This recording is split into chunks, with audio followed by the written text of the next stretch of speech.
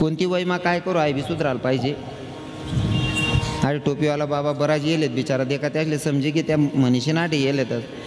काय काय म्हातारा कीर्तनमा बी येतात नाही, भजनमा बी येतात नाही, कधी मंदिरमा बी जातात नाही. आणि तसा मनात प्रकार होता म्हातारांना बी. स्टँडवर उभा होता, कधी रामकृष्ण हरी म्हणेल नाही किरण बाबा. म्हातारा स्टँडवर गाणं म्हण राहता, हे आस्ती निहायत निरात दारू पिनास मी नशामा पोटाना बोलाव दो के वासती. एक बुकामा मोक टाकसू म्हणतो. हाय वयमा 75 वर्षी वयमा. पहिला म्हातारा काय भजन असा बसत या बाबा दाखा ना. आता बी बराच म्हातारा शेतस हो. 50 पुढेवाला बराच जण शेतस ना. आता भजनले बशी घ्यात ना. आलाप जर बैरवी ना आलापले सुरू पडी घ्यात ना पायट कर देतीन त्या. आणि मला बराच म्हातारा आले सुधरत नाही. कोणती वयमा काय करू. बरं तुमनं जाऊ द्या. या बहिणी आगो तुमले ते बहिणी सोन तुमनं ते मंदिर बांध टाकू आता जीव करत माय. पहिल्या बाया गाणं म्हणत अडे विठोबा रुक्माई म्हणा सांग गाडी म्हण नाही. पहिल्या बाया गाणं म्हणत, हे जाती मी बेटाया विठू माऊलीला जाते माहेराला माझ्या जाते माहेराला. झाडो झाडी पांदो पांदी सांगा पाखरानो पंढरीची वाट मला दावाची मन्यानो. जाते मी बेटाया विठू माऊलीला जाते माहेराला माझ्या जाते माहेराला. कसं गोड वाटणं का नाही. बरोबर आहे ना. गट्यावर गाणं म्हणत पहिल्या बाया. एक ओवी सांगस म्हण दाखलपणे द्यान माहिती. हां दाखलपणं मटेरियल द्यान मा ठेले मनीषीन मागं ही काय राय ना. काय वय ना काय झालं. फक्त पाणी येईल ना.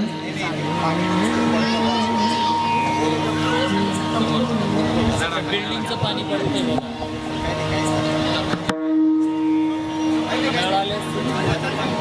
अहो नळले पाणी ऊन होई एखादा नळ होई तर डे बाबा बोलता मोठा दांगडू होई ना म्हणतो मला असं वाटणं. या गोष्टी मग मोके चाल राह ना. टाकी भरी गई हो टाकी भरी गई. कीर्तन बी करून टाकी सर बी द्या ठेव काय काय करी भाऊ एकलं माणूस.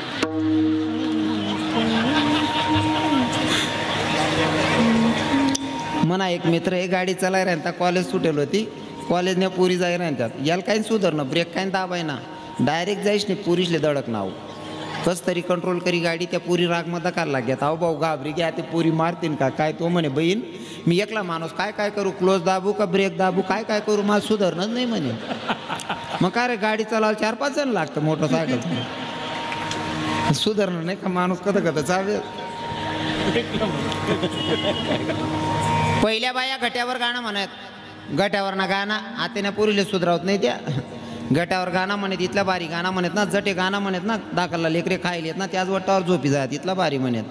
हा हे भाऊ बहिणी ना झगडा झगडा जाया कावनमा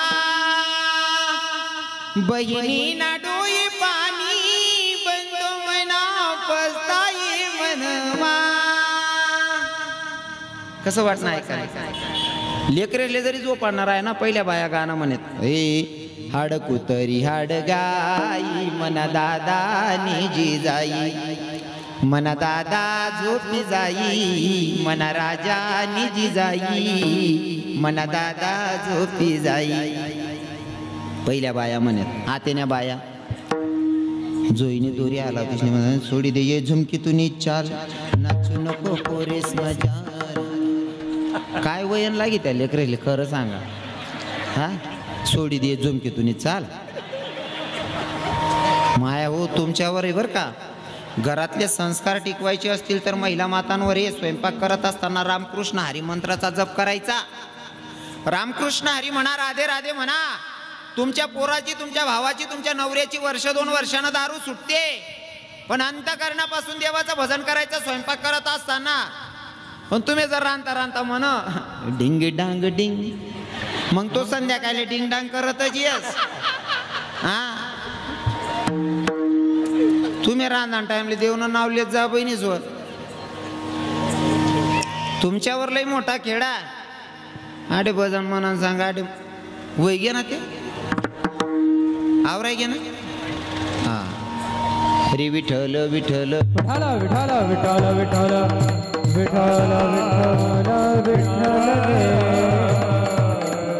साध्या सोप्या भाषेमध्ये मी एक चरणाचा भावार्थ सांगण्याचा प्रयत्न केलेला आहे. जाता जाता माझा गरीबाचा 2-5 मिनिटाचा संदेश असेल, लक्षपूर्वक ऐका. कारण कीर्तनामध्ये तरुण भाव आहे आणि मला खात्री झालेली माझ्या कीर्तनामध्ये म्हातारे बाबा येतात त्याच्यापेक्षा 80% तरुण भाऊ असतात माझ्या कीर्तनाला. कदाचित कीर्तनाला असे तरुण भाऊ बघितल्याच्या नंतर मला स्वाभिमान वाटतो की माझा हिंदू तरुण जागा. आणि जर तुम्ही कीर्तनाला येऊन बसत असाल दादा तर याच्यानं मला स्वाभिमान एवढाच वाटतो. कारण कीर्तन करत होते तुकोबाराय. आपलं कीर्तनात येऊन बसणं काही साधारण गोष्ट नाही. कीर्तन करावं तुकोबारायांनी आणि कीर्तनात येऊन बसावं राजे छत्रपती शिवरायांनी. ही आपल्या धर्माची संस्कृती आहे. आणि इथं तरुण भाऊ येतात. तरुण भावांना बघून मला खूप समाधान वाटतं.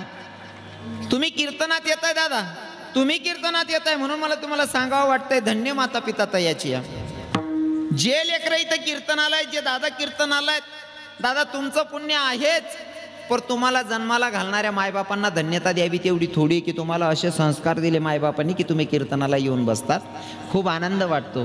पण कीर्तनात बसले आहेत, कीर्तनात बसलेत ना, कीर्तनातून काहीतरी घेऊन जायचंय. फक्त ऐकून इथं सोडून जायचं नाहीये. तर शेवटचे 5 मिनिटं कीर्तनातून अभंगातून मी काय सांगितलं ते नाही लक्षात राहिलं तरी चालेल. शेवटच्या 5-7 मिनिटात मला बोलायचंय. काय झालं नाही मंदिर मग काय होईना का नाही ना, बोलू नका मग, बोलू नका. आणि तिथं बसलेले आता लक्ष गेलं माझं, देवाकडे पाठ करून नका बसू. फिरावा तोंड फिरावा, देवकडे पाठ नाही करू. पोरांना बाजूला करा. देवाकडे पाठ कधीच करायची नाही. आहे ते आपण आडे खानदेश माय म्हणेन द किराणा वृंदावन डायरेक्ट हात दरी फेक देतं बरं. हां नाही खरं सांग राहिलो, देवकडे पाठ करून नाही बसायचं. ऐका, तुकोबारायांना भेटण्यासाठी नजराणा पाठवला शिवरायांनी.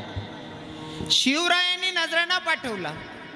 तुकोबाराय मंदिरात भजन करत होते. घरी गेले तपास करत करत तुकोबारायांचं घर कुठे आहे म्हणून. एवढे मोठे संत आहेत म्हणल्यावर तपास करत करत करत करत तुकोबारायांच्या घरापर्यंत पोहोचले. कोण्या माईला विचारलं तुकाराम महाराज कुठं राहतात. त्या माईनं तिथूनच घर दाखवलं. तो तुक्या तिथं राहतो म्हणे. शिवरायांचे शिपाई गेले. गेल्याच्या नंतर तुकोबारायांना सांगितलं तुकोबाराय आले भेटण्यासाठी. पण आलेले अतिथी देवो भव ही आपली संस्कृती आहे. म्हणून तुकोबारायांना असं वाटलं माझ्याकडे काहीच नाही. ज्यांच्याकडे 65 लाखाची जहागीर होती लोकांना खर्च करून मोकळे झाले, आता काहीच नाही. या पण आलेल्या अतिथीला बसवायचं कुठं, तर तुकोबारायांनी कमरेला बांधायचं उपरणं असतं का, ते उपरणं काढलं ते उपरणं टाकलं सांगितलं म्हणले याच्यावर बसा. तुकोबारायांनी उपरणं टाकला हा त्यांचा मोठेपणा आहे. पण येणारे जे शिवरायांचे लोक होते ना त्यांचा पण आदर बघा ना. त्यांनी सांगितलं महाराज जे उपरणं तुम्ही कमरेला बांधतात भगवंताची स्तुती करतात त्या उपरणानं सुद्धा भगवंताचं नामचिंतन ऐकलेलं आहे, तर आम्ही त्याच्यावर कशाला बसू. म्हणजे काही काही लोकांचा मनाचा मोठेपणा असतो आणि आमचे आविष्कार दादासाहेबांनी तो दाखवलेला आहे. खूप छान, मला समाधान वाटलं. मी पहिल्यांदा तुम्हाला पाहतोय पण पाहिल्याच्या नंतर मन जिंकलं तुम्ही. असो, कुठं होतो आपण, कुठे होतो आपण 9 वाजता 8 येत ना म्हणून महाराज. माणसाच्या मनात जर शंका शिरली ना, शंका माणसाला एवढी खाली उतरवते ना, इतकी खाली उतरवते. चांगली चांगली नाती खराब झाले हो शंकाच्या नादात. हो, जर नवरा बायको चांगले असतील, नुसतं पोरगी सहज मोबाईल मध्ये असेल आणि पोरानं बघून घेतले तरी पण तो वाईट विचार करतो आणि लगेच घटस्फोट घेतो. या शंकानं चांगली नाती खराब केली तर महाराज. शंका कधी घ्यायची नाही. आमचे जुने कीर्तनकार नेहमी सांगायचे शंकामुळे कितला सत्यानाश होत. एक भाऊ रस्ता तरी चाल राहता, चालता चालता पाय बरी घ्या पुशीन पुढे निघ जावं पाहिलं होतं ना काका. पण शंका घुशी गई या भाऊ ना मनमा, चाली राहता पाय बरी घ्या पुशीन निघ जावं पाहिजे होतं. पण या ना मनमा शंका पाय भर ना बू हाव कसा ना होईन. गायनं शेण होईन, म्हैसनं शेण होईन, बकरीने लेंड्या होतीन का आपलाच पराक्रम शेवू. नुसतं पुशीन निघ जावं पाहिजे होतं. मला फक्त विनोद वजा करायचा. मला जो संदेश तुम्हाला द्यायचा आहे तो लक्षपूर्वक आहे का. पाय भरेले पुशीन निघ जावं पाहतो, डोकाला ताण नाही लिहायला पाहिजे होतं. पण या ना मनमा शंका होणी पाय भरेले गायनं शेणे बैल न शेणे म्हैस न शेणे का बकऱ्यान लेंडीच न शेवू आहो भाऊनी भरेल पाय आत्मा लिहिली ना आत्मा लिहिली ना बरं तटेच नाही राहू दे ना ती शंका दूर करांसाठी हात भरेल तोंड लगू येऊन नाकणी जोडे पोहोचाडले ना आणि मग नाकणी जोडेल ना तर याला समज ना हो भाऊ आई गाय म्हैस ना नाही रे आपला पराक्रम रे भाऊ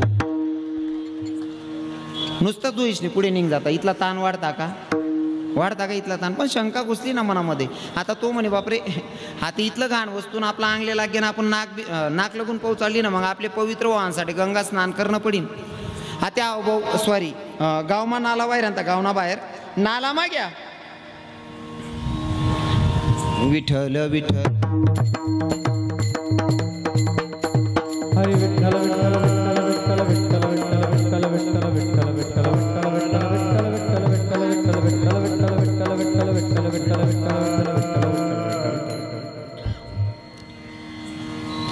गावना बाहेर नाला बाहेर आणता तो म्हणे हात पाय धुईली म्हणे हात पाय धुईली आणता हात पाय धोता गुन्ह्या करायला पाणी लिहिणं जे पाणी गुन्ह्या करायला लिहिणं त्यांना मग बात ना कण सापड ना त्यांना मन माको शंका वाढी गे आव कसा ना होईल हां बाकीचे समज ना बाकीच ना डोकवार ते निघे आता बात ना कण घ्या म्हणे आव कसा ना होईल मग आता जर बात ना कण चुकी ना होईल त्या पापच होईना ना शरीर अपवित्र झालं मग आपल्याला पवित्र करून घ्यायचं असेल तर काय करावं लागेल तीर्थक्षेत्रावर स्नान करावं लागेल आता तीर्थक्षेत्राला स्नान करण्यासाठी निघाला दर मुक्काम चाल राहता एका ठिकाणी असा अडकला 4-4 किलोमीटर अंतरावर पाणी नाही या इकडे तिकडे पाणी शोधतोय पाणी दिसत नाही पण ऐन अरण्यामध्ये एक आजीमाई बसली होती कुटियामध्ये याला असं वाटलं की आजीकडे जाऊयात आजी आपल्याला पाणी देईल आजीकडे आला म्हणे आजी माय मला पेवाला पाणी भेटीन का म्हणे भाऊ मी छोटीशी बाटली भरलेस म्हणे दुपार लगून आहे पाणी पुरस आता दुपार वय गे म्हणा घर जाऊ ना टाईम आहे बाटली म्हणा पाणी सरी घे म्हणे भाऊ म्हणे माडी मला जर पाणी भेटलं ना म्हणा जीव निघ जाईल म्हणे टेन्शन लिहू नको भाऊ म्हणे अरे पाणी नाही शे पण म्हणा पाणी एक पर्याय आहे म्हणे काय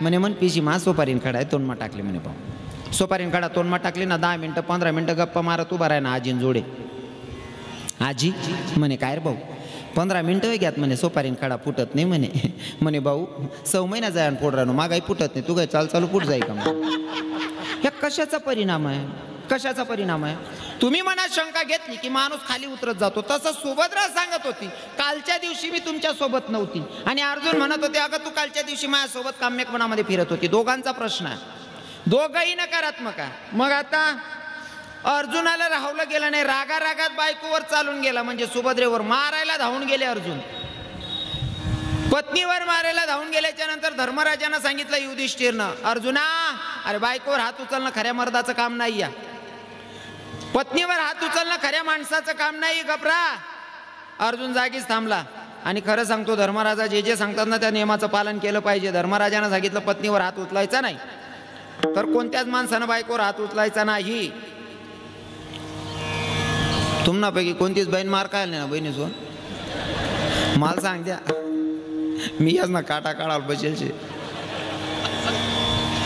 कोणीच नाही ना हां सर्व पुरुषांना सांगतो पत्नीवर हात उचलणं योग्य नाही या आणि बहिणी येऊन तुमले बी सांगत तुम्ही बी जराशी शांतता लेत जाओ काकू असो त्या माराल मजबूर जातात तवलगून कटका लावतीस तुम्ही एक हात बाईल जर माणूस सांगत एक आज ना दिन थांबी जाय का बा मनमाय ना पोन येईल मनमाय तब्येत खराब आहे आजच जासू ना अरे आपले कपाशी निंदाल मजूर भेटेल शे जेमतेम 15-20 बाया भेटेल शे ते निंदिले 2 दिन मग चालणे जायचो नाही मला आजच जाणं शे राग मा 2-4 कानपटा मा दिदेस तरी मनमाय बुचडा वाजनी एकच सांगत बाडाल पैसा दे द्या त्या बी काय करते बहिणी तुम्ही बी नाही ऐकतीत ना मग एक शब्दावर धर्मराजानं सांगितलं अर्जुना पत्नीवर हात उचलणं योग्य नाही या तुला वाटतंय ना तुझी बायको खोटं बोलायली मग एक काम कर ज्याची बहीण आहे त्याच्या स्वाधीन कर कृष्ण भगवंताचा धावा केला भगवंत आले भगवंतानं पहिला प्रश्न अर्जुनाला केला मला एवढ्या घाईघाई बोलवायचं कारण काय अर्जुनानं सांगितलं देवा कृष्णा अरे कालच्या दिवशी काम्यकवनामध्ये तुझी बहीण आणि आम्ही दोघं सोबत फिरत होतो तुमची बहीण पण माझ्यासोबत होती आणि इथं आल्याच्या नंतर मी तिला सांगितलं की कालच्या दिवशी काम्यकवनामध्ये दिसत होती तशी आजच्या दिवशी दिसना म्हणले तू तर ती म्हणते कालच्या दिवशी मी तुमच्या सोबत नव्हती ही माझ्या सोबत फिरली आणि आजच्या दिवशी म्हणते की मी तुमच्या सोबत नव्हती देवाला वाटलं ही कर्तबदारी आपली आहे दोघांची चूक नाही या चूक दोघांची नाही या ही आपली चूक आहे मग धर्मराजाही उभे आहेत अर्जुनही उभे आहे कृष्ण भगवंतानं सुभद्रेचा हात धरला घराच्या बाहेर केलं स्वतः कृष्ण भगवंत आतमध्ये गेले आणि गेल्याच्या नंतर सगळे बघत होते सुभद्रेला घराच्या बाहेर केलं आणि कृष्ण भगवंत आतमध्ये गेले. तिकडनं सुभद्रेचं रूप धारण केलं आणि दुधाचा ग्लास घेऊन आले आणि अर्जुनाच्या समोर उभे येताना अर्जुनाला दूध द्यायला उभे येतात माझे भगवंत. अर्जुनाच्या डोळ्यात अश्रू. देवा, काम्यकवनामध्ये फक्त मनात विचार आला रे की इथं माझी सुभद्रा पाहिजे होती.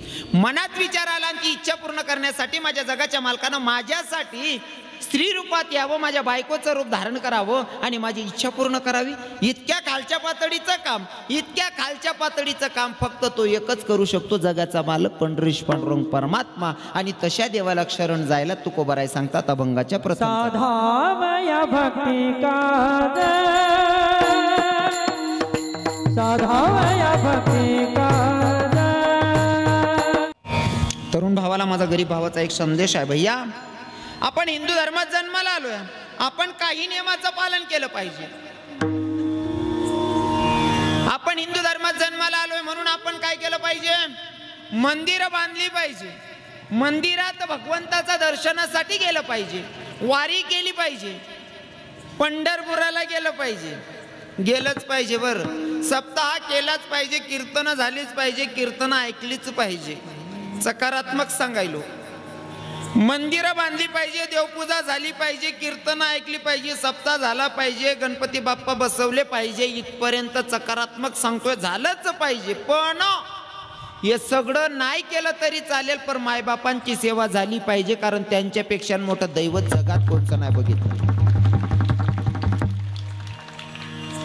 ज्यानं मायबापाची सेवा केली त्याला काही करायची गरज नाही.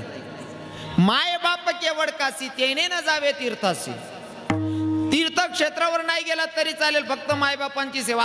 सांगू का, मायबापांची सेवा करणाऱ्या पोरांना सांगतो, जुन्या लोकांची म्हणा, लोकेश न दियल पुरत नाही आणि देव न दियल सरत नाही. आपला आयराणी मग म्हणशे काय म्हणे, लोकेश न दियल पुरत नाही आणि देव न दियल सरत नाही. पर आई म्हण मी बदलाई टाकेले, कारण मी स्वतः अनुभव घेतोय. लोकेश न दियल पुरत नाही, देव न दियल सरत नाही. आई म्हण मी बदलाई टाकेले, कदाचित देव न दियल सरी जास, पण मायबापना आशीर्वाद कधीच कमी पडत नाही. हा माझा स्वतःचा अनुभव आहे. म्हणून आईबापांची सेवा केली पाहिजे, कारण त्यांच्यापेक्षा मोठं दैवत कोणतंच नाहीये.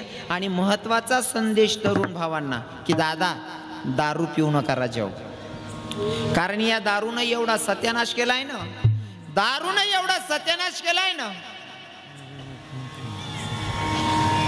15-15, 16-16 वर्षाची पोरं दारू प्यायला लागली हो. आणि दारू प्यायचं मेन ठिकाण म्हणजे हळदीचा बँड.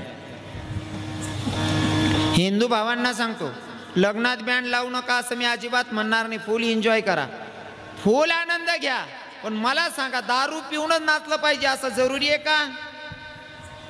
बसलेल्या काकांना मी विचारतो, कोणत्या काकाला असं वाटतं माझ्या पोरानं दारू पिली पाहिजे?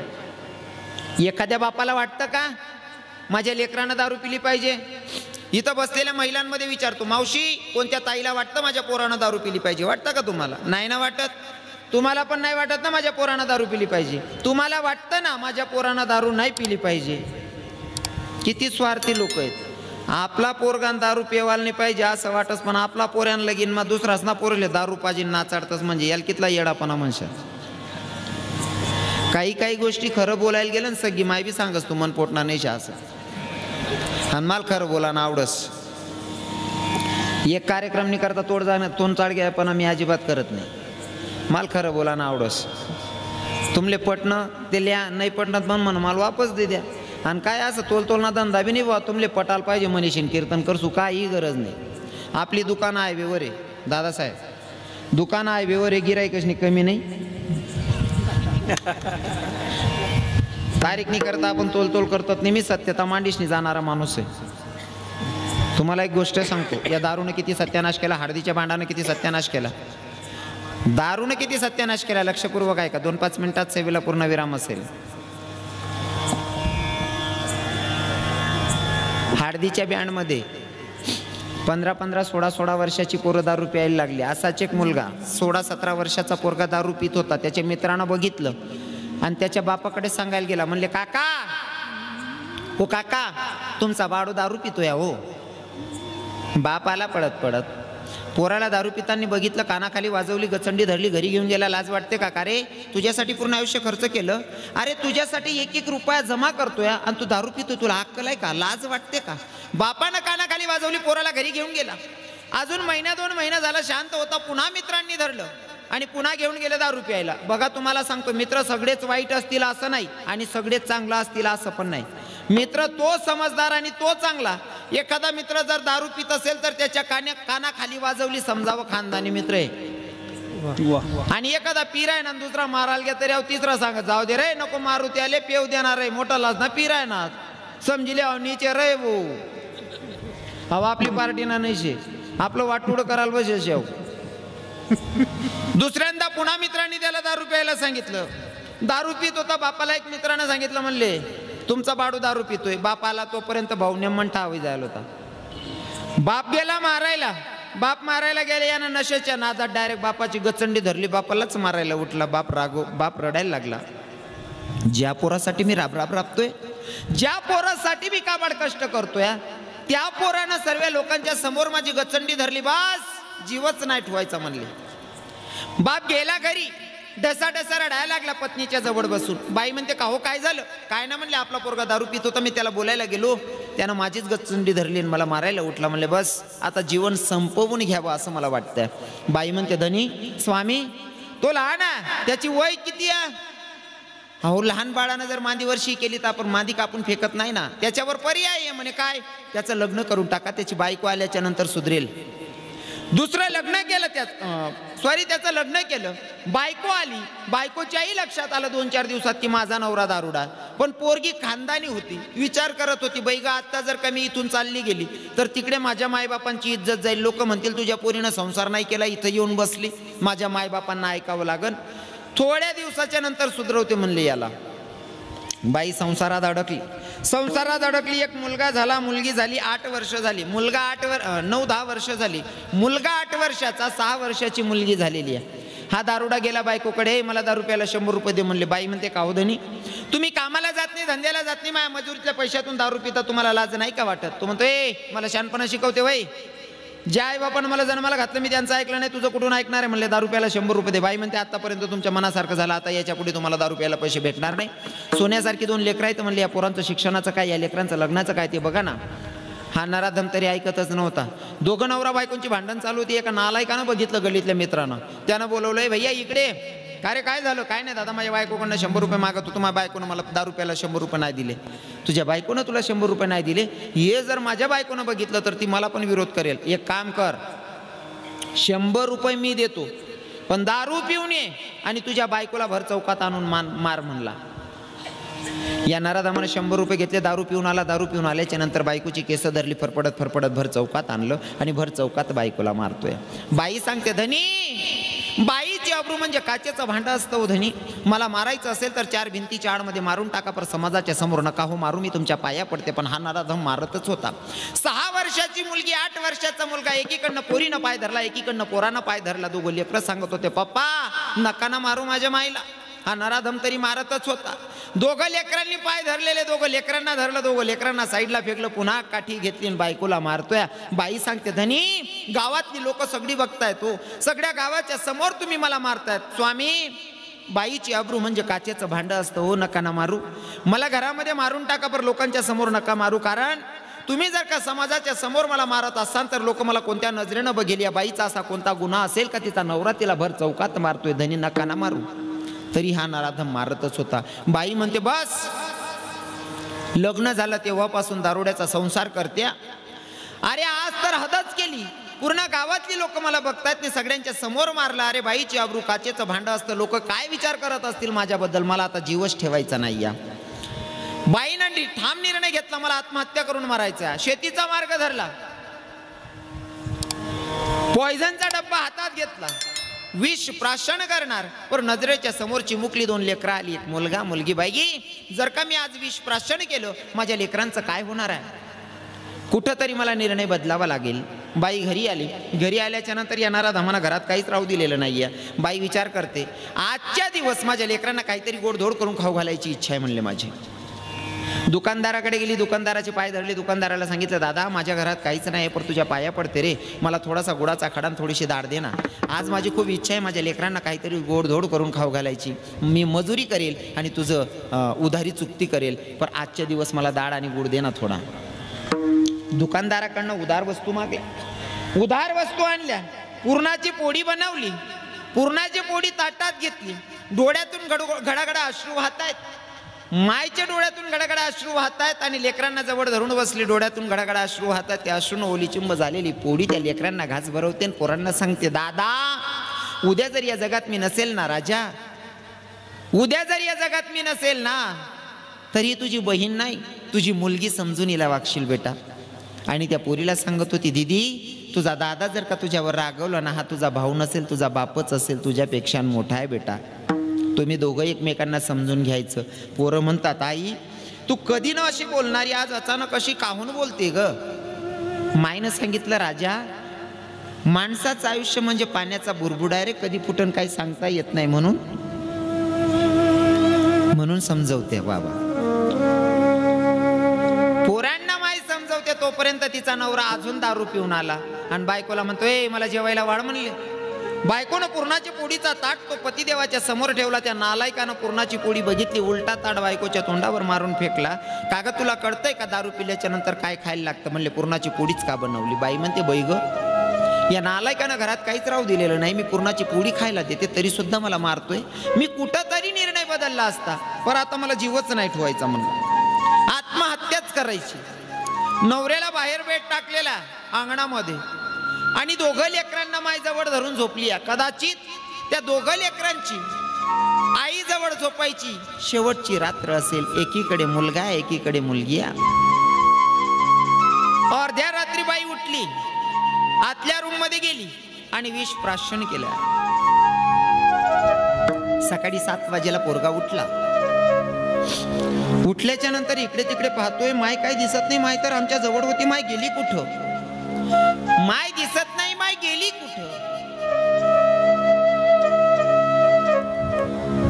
घरामध्ये डुंकून बघितलं, भिंतीच्या आडमध्ये माय झोपलेली. त्या 8 वर्षाच्या लेकराला जन्म आणि मरण यातला अंतर सुद्धा कळत नव्हतं. त्याला माहीतच नाही माईनं विष प्राशन केलं. आईला म्हणत होता ए आई आई अगं उठ ना. आई तू आमच्या जवळ झोपली होती, इथं येऊन झोपली का ग बाई. आमचं काही चुकलं का गाई. आई असा काय गुन्हा झाला ग आमच्यावर राग करून तू इथं येऊन झोपली. माय काहीच बोलत नाही. पोरगा विनंती करतो ए आई अगं उठ ना. आई आमचा असा कोणता गुन्हा झाला ग माय, तू इथं येऊन झोपली. ए आई अगं बोल ना. तो पोरगा रडत होता. त्याच्या 6 वर्षाच्या बहिणीनं त्याचा रडण्याचा आवाज ऐकला, ती पण उठली. दादा का रे काय झालं. काय नाही ग बाई. आईला 1 तासापासून उठवतोय. दीदी आई उठत नाही ग. कदाचित आई माझ्यावर रुसली असन. दीदी तू तरी आवाज दे ना, तुझा आवाज ऐकून तरी आई उठेल. ए दीदी तू आवाज दे ना माईला. 6 वर्षाची पोरगी माईला सांगते आई अगं उठ ना. दादा तुला 1 तासापासून उठवतोय, तुला दया नाही का कहते. माई अगं उठ ना.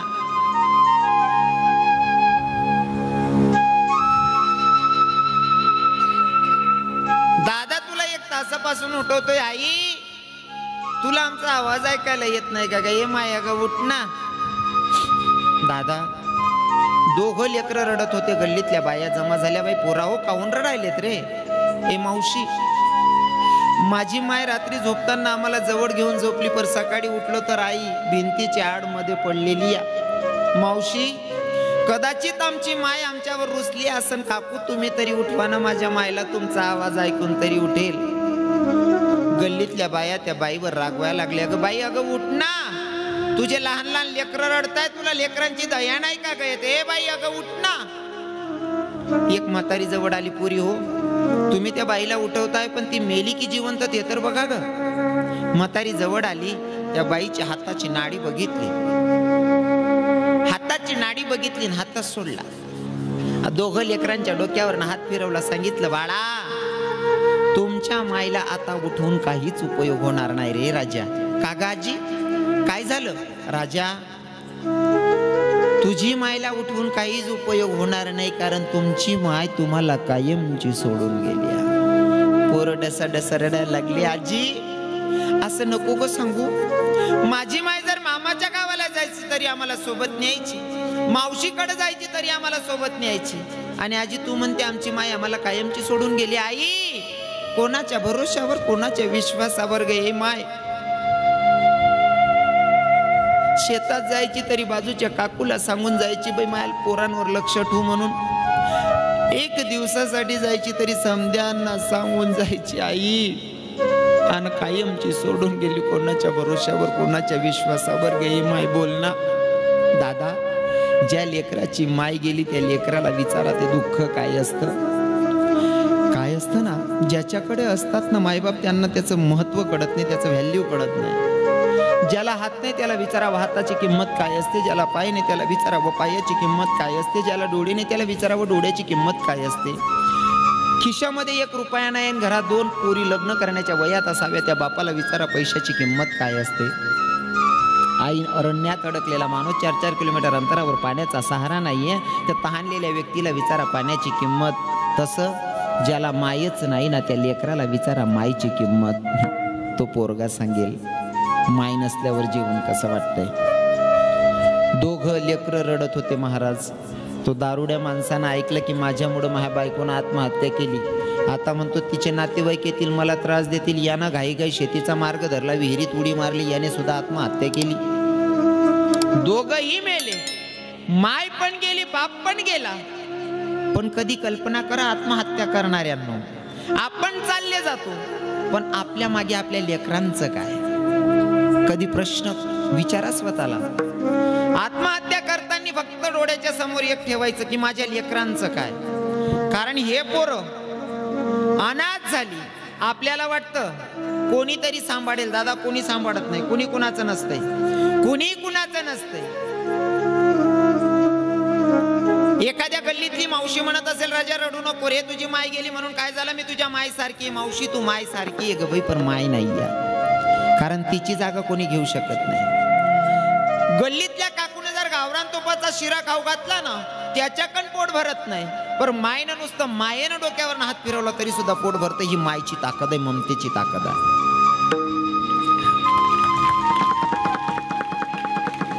माय बाप दोघी मेलेत दादा.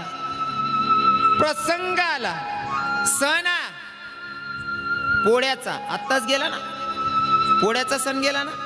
पोळ्याचा सण होता. ज्या पोराचे मायबाप मेले फक्त 8 वर्षाचा मुलगा, तो मुलगा एक मारका बैल घेऊन असा गल्लीत फिरत होता. पण तो बैल आहे ना त्या पोराला मारायला यायचा.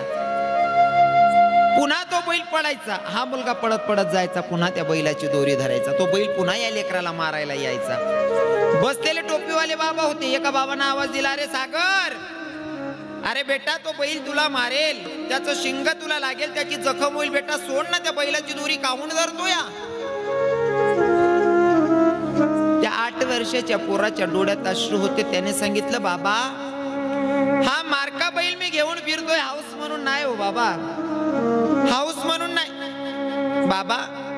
आज पोळ्यासारखा सण तुमच्या घरामध्ये कोणीतरी मोठा व्यक्ती असेल पुरणाची पोळी बनवणार.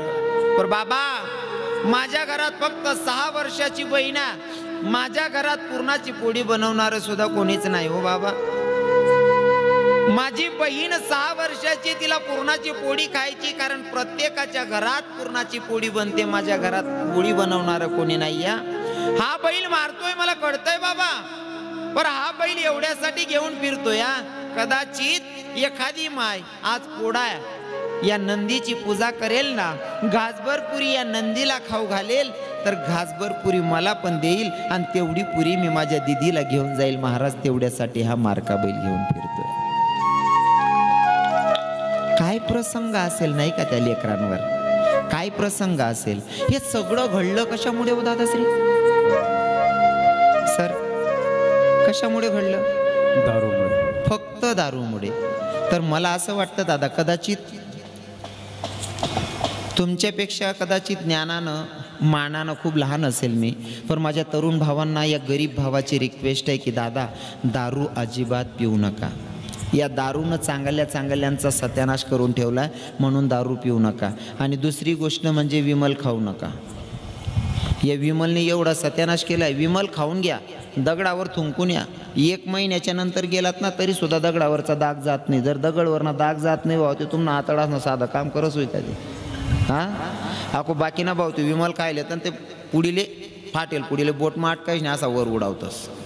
मी गाडी जास ना म्हणे असा स्टँडवर गणच चित्र बी दकच मी. हां गणच उलगेल वावरे राहतस असा खायले तर बोटमा घालले तर पुढे असा वर फेकतस म्हणजे देवले सांगतं जागा काली कर रे मी राहिनो. अरे काय सत्यानाश करताय राव स्वतःच आयुष्याचं. त्या पुढीमा इतका सत्यानाश होई राहणार ना तरुण पोरसले कॅन्सर होई राहणार. हो हे कॅन्सरची बिमारी वाढते त्याच्यामुळेच वाढते ना. आणि आपण ते पुडीवर जग जे आहे रे बरं पुडीवालाच सांग राय ना या मग कॅन्सर होई वो चित्र टाकेल शे पुडीवालाच नाही म्हणजे तो कंपनीवाला सुद्धा सांग राहा ना पुडी खाशात ते काय कॅन्सर होई वो तुमले तरी सुद्धा खाय राहणार. मग या खाणार असले उजी हुशार समजशात का तुम्ही. हाय मुकला असले पचाव नाही कारण खाणाराच 90% आहेत आडे. तुमच्या पाया पडतो विमल खाऊ नका दारू पिऊ नका. कोणले असं वाटस मन बहिणले दारू डाल दे टाकणे शेबो असं कोणता बावले वाटस. हा तुमले वाटस का तुम्हाला पाहुणा दारुडा पाहिजे बो असं कोणले वाटस वरबोट करा बरं. म्हणजे तुमले दारुडा पाहुणा आवडत नाही आणि दुसरा पोर करलंय तर तुम्ही बेवड्यापणा करतास आहे चांगलं वाटस का तुमले. हा आको बाकी ना इथला निर्लज्ज राहता ना मस्त बँड चालच नाही ते नागिन डान्स नाचतो. ओ आप्पा नको रे सांगायला लागली बेटी राहण्यात नाही रे तू नागिन डान्स वाला का बेटी रे ओ काका सुधरा रे आप्पा हो. हे आपलं काम नाही दादा. सगळ्या भावांना सांगतो या गरीब भावाची रिक्वेस्ट असेल माझ्या बोलण्यात जर तोल गेला असेल तर तुम्ही माझ्यापेक्षा मोठे असाल तर मी तुमची जाहीर माफी मागतो. बोलण्यात एका शब्द कोणाचं मन दुखावलं असेल तर सगळ्यांची जाहीर माफी मागेल. पण माझं बोलणं हे पोटतडकीनं होतं ना हे फक्त तुमच्यासाठी होतं. कारण मी सुरुवातीला सांगितलं संतांचे विचार आहे आम्हाला तर नाही सण होत म्हणून आम्ही बोलतो नाही का. बुडत हे जण न देखवे डोळा येतो कडवडा म्हणून या. तुम्ही माझ्या धर्माच्या आत म्हणून बोलतो. किती वाजले इथं 11 वाजे घ्यात ना सरी घ्या ना मग आते. कारण तुमचा कीर्तनाचा टायमिंग होता 9 ते 11. मला माहिती मी 15 मिनटं लेट होईल आहे बी याद आहे मला. मग तुमचे महाकडे राहिलेत आता 15 मिनटं. 15 मिनटात सेवेला पूर्ण विराम असेल चालेल ना. तुम्ही त्या असं की राहणार तसं मी तुमले बिगरी करा ना सौदा कर टाका वावरेच ना. 15 मिनटं तुम्हाला मनकडे राहिलेत काय करू 15 मिनटं बोलू का आवरू म्हणा.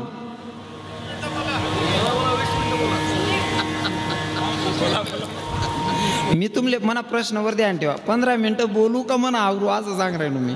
कितला मिनटं बोलू असं नाही विचारले मी तुमले. हा बोलू का म्हणजे कसं आहे ना मला दिवसाला 2-2 3-3 कीर्तन आहेत. आज असं वाटत आहे ना की आज वेळेवर कीर्तन सोड देऊ असं मला इच्छा आहे. कारण तब्येत बी साथ देत नाही वयमान देईन काय करू मग आवरू ना. मग तब्येत बरी नाही मावशी तरी बी सांगू का असं म्हणजे तुमनं म्हणणं असं आहे तू मरी का जात नाही पण कीर्तन पुरं सांगू. बेकार हुशार आहे तो लोके. तुम्ही दाढी का शिल घेणार आहे म्हणे बिडी चेटाळ लिहू दे. कठीण काम आहे बुवा पर काय हरकत नाही. तुम्ही बसायला तयार असाल तर मला सांगायला काही प्रॉब्लेम नाही मी सांगणार आहे. पर काय ना नित्यनियमाप्रमाणे आपल्याला जो नियम आहे तो नियमाचं पालन करावं लागेल. आपले 11 वाजलेत. आता जर का भगवंत एवढ्या खालच्या लेवलचं काम करायला तयार असतो भक्ताच्यासाठी पण त्या भक्ताची भक्ती सुद्धा तेवढी खरी असते तर भगवंत त्या भक्तासाठी खालच्या लेवलचं काम करतो. जर तुम्हालाही वाटत असेल देवानं आमच्याही काही छोट्या मोठ्या कामात आलं पाहिजे असं ज्या भक्तांना वाटतं त्या भक्तांनी अंतःकरणापासून देवाचे 2 मिनिटं भजन गायचे. हाताने टाळी मुखाने नामचिंतो. विठोबा रखुमाई जय जय हरी जय जय विठोबा रखुमाई. बोला बोला विठोबा रखुमाई जय जय विठोबा रखुमाई हरी जय जय विठोबा रखुमाई जय जय विठोबा रखुमाई जय जय विठोबा रखुमाई जय जय विठोबा रखुमाई जय जय विठोबा रखुमाई जय जय विठोबा रखुमाई जय जय विठोबा रखुमाई जय जय विठोबा रखुमाई जय जय विठोबा रखुमाई विठोबा रखुमाई विठोबा रखुमाई कुमाई विठोबार कुमाई विठोबार कुमाई विठोबार कुमाई विठोबार कुमाई विठोबार कुमाई विठोबार कुमाई विठोबार कुमाई विठोबार कुमाई विठोबार कुमाई विठोबार कुमाई